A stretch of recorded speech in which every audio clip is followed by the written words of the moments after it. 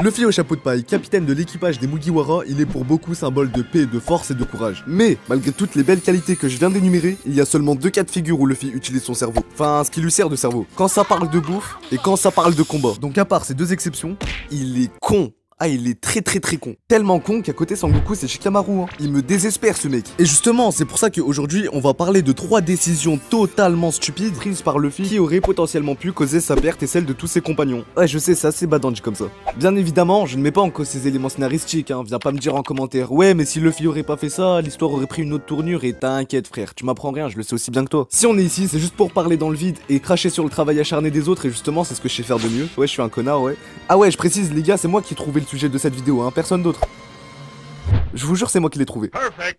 Numéro 1, avoir sauvé la vie de Smoker. Alors attention, hein, je dis pas que sauver la vie de quelqu'un c'est mal, bien au contraire. Non-assistance de personnes en danger c'est puni par la loi. Mais justement, dans le cas de Luffy, quand t'es déjà hors la loi vis-à-vis d'un gouvernement corrompu, et que le mec que tu sauves fait justement partie de ce gouvernement qui veut tes fesses, qui plus est un soldat haut gradé de la marine alors que t'es un pirate, vous trouvez pas que c'est pas très judicieux de le sauver? Luffy l'a sauvé alors que ce mec n'hésiterait pas une seule seconde à littéralement te niquer ta race et tous tes amis, hein. Bon, petit brief rapide pour ceux qui ne s'en rappellent pas, on est dans l'arc Alabasta. Luffy, Zoro, Nami, Usopp et Smoker sont pris dans un piège de crocodile. Ils étaient enfermés dans une cage où l'eau montait considérablement et commençait à inonder la pièce. Et bon, vu que Smoker il a mangé un fruit du démon, bah je vais pas te faire de dessin. Luffy, par empathie pour Smoker, avait demandé à Zoro de le sauver et de le remonter à la surface. Et par signe de reconnaissance, Smoker avait laissé Luffy s'échapper. Bon, après au pire vous allez me dire que c'est pas si grave, qu'au contraire c'est mieux, il a réussi à le sauver tout en s'échappant. Mais attendez, hein, c'est même pas fini, wesh. Un peu plus tard à Marineford, Luffy et Smoker se sont encore fait face. Et Smoker il s'était dit putain cette fois je vais pas le louper ce bâtard. Donc voilà un petit 1v1 pas très voulu. Luffy n'avait aucune chance de gagner, hein, vu qu'il avait ni le haki ni un ennemi naturel contre la fumée. Enfin, je sais même pas si ça existe en plus. Bon, maintenant devinez comment ça a fini.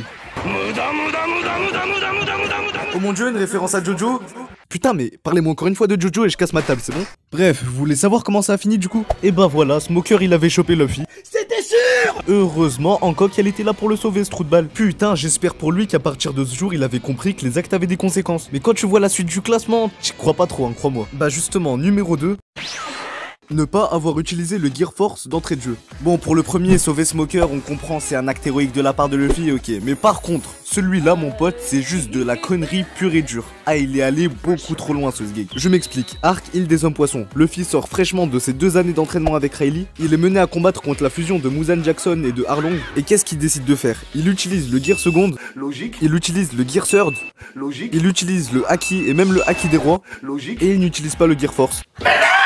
Putain, mais une seule patate du Gear Force, ça aurait largement suffi pour mettre à terre Oji Jones. Oh, et venez pas me dire que dans tous les cas, il avait gagné le combat, donc il avait pas vraiment besoin d'utiliser le Gear Force. Mais putain, les gars, il a failli laisser la peau. Enfin, je sais pas si vous vous en rendez compte, mais c'est grave, hein. Si Jinbei ne lui aurait pas fait une transfusion de sang à la fin du combat, il serait mort à l'heure qu'il est. Mais wesh, il veut mourir ou comment ça se passe? Ski qui va prendre la relève après, il a cru que c'était Chopper qui allait s'occuper de Kaido ou quoi? Donc, j'ai 2 hypothèses sur lesquelles on pourrait supposer pourquoi Luffy n'ait pas utilisé le Gear Force. La première, c'est qu'il s'est trop surestimé, qui est une erreur tout à fait pardonnable, hein, que pas mal de protagonistes d'anime ont déjà faite.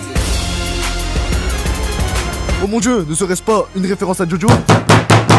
Et la deuxième, bah c'est juste qu'il est très con en fait. Et moi je pense que j'ai ma petite idée de la réponse. Moi je pense que la question elle est vite répondue. Et pour Dressrosa c'est la même chose. Ah bah ouais, il a fait 2 fois la même erreur ce con. Contre Doflamingo là, au lieu de se dire ouais je vais utiliser mon Gum Gum King Kong Gun dès le début, il s'est dit ouais non je vais rallonger le combat de plusieurs épisodes, je vais mettre en danger la vie de centaines d'innocents. Oh le fils de pute. T'as compris Luffy, le fils de pute? Oh bah celle-là. Ouais en fait bordel j'assume plus du tout ce jeu de mots de merde, je sais pas comment faire pour me sortir de ce moment malaisant. À part avec une transition de TK78 qui chante vos grand-mères les Triceratops, mais puisque je suis quelqu'un d'unique, je ne vais pas faire de transition avec TK78 qui chante vos grand-mères les Triceratops. Mon mère c'est des dinosaures. Mon mère c'est des putains de dinosaures. Des Triceratops, Triceratops. Et enfin numéro 3, j'ai pas trouvé de titre mais je vais tout vous expliquer. Alors avant toute chose, sachez qu'il a été très difficile pour moi de faire une sélection de seulement 3 choix stupides de Luffy. Ah mais ouais hein, sans vouloir faire de mauvaises blagues, je vous jure les frères, j'ai galéré à en choisir que 3. J'aurais pu en faire une vidéo avec 5 voire même 10 décisions stupides. Comme par exemple la fois où il a frappé un dragon céleste ou les fois où il a provoqué des empereurs, mais bon, voilà quoi, flemme d'en parler. D'ailleurs si vous voulez une partie 2, cliquez sur le bouton rouge.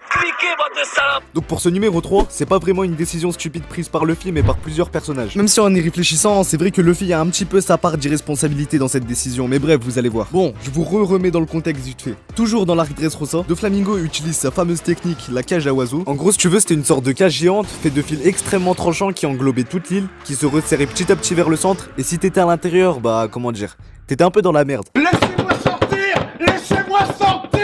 Et le seul moyen d'arrêter ces fils, c'était de mettre KO Doflamingo. Bref, toi mon frère ou ma soeur, je sais pas, j'imagine que t'as vu assez de shonen pour comprendre que l'arc se conclut sur un affrontement entre le héros et le méchant. Un peu comme dans tous les autres animés quoi. Exactement, ouais.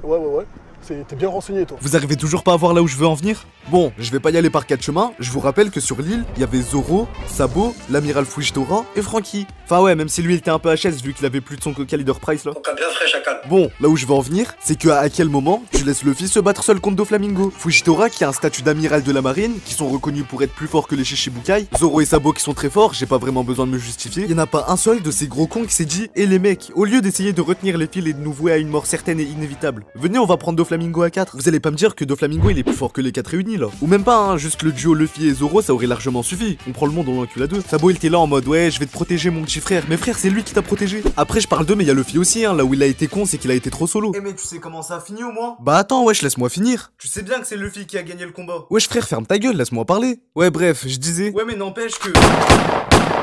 Après c'est vrai qu'il a gagné et encore il a eu besoin de l'aide de tout le village. Bref réfléchis avant d'agir sale con.